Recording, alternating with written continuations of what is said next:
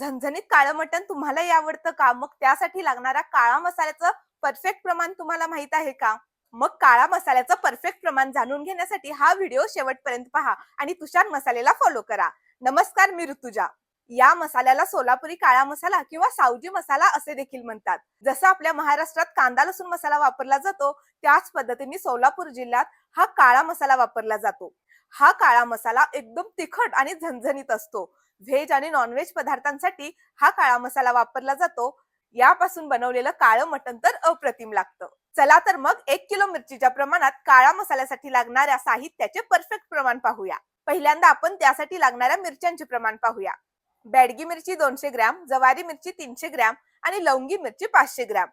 त्यानंतर पाहूया त्यासाठी लागणाऱ्या खडा मसाल्याचं प्रमाण. धने 125 ग्रॅम, जिरे 50 ग्रॅम आणि बडीशेप 25 ग्रॅम. लवंग, दालचिनी, बदाम फूल, शहाजिरे, खसखस, खडा हिंग, तमालपत्री, जायपत्री, त्रिफळ, दगड फूल, हिरवी वेलची, मसाला वेलची, हळकुंड हे सर्व प्रत्येकी 10 ग्रॅम.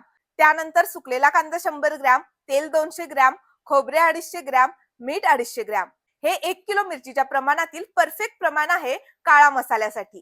तर मग यापासून काळा मसाला कसा बनवायचा? मिरच्या लोखंडी कढईमध्ये एकदम खरपूस काळ्या होईपर्यंत भाजून घ्यायच्या. तर हा खडा मसाला देखील किंचित तेलावरती काळसर भाजून घ्यायचा. सुकलेला कांदा तळून घ्यायचा. खोबरे खिसून ते छान खमंग भाजून घ्यायचे.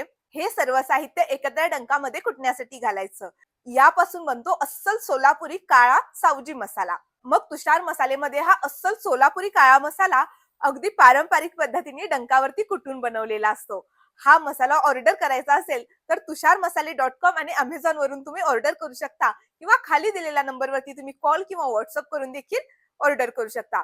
आणि अशाच वेगवेगळ्या मसाल्यांच्या प्रमाणासाठी तुषार मसालेला नक्की फॉलो करा.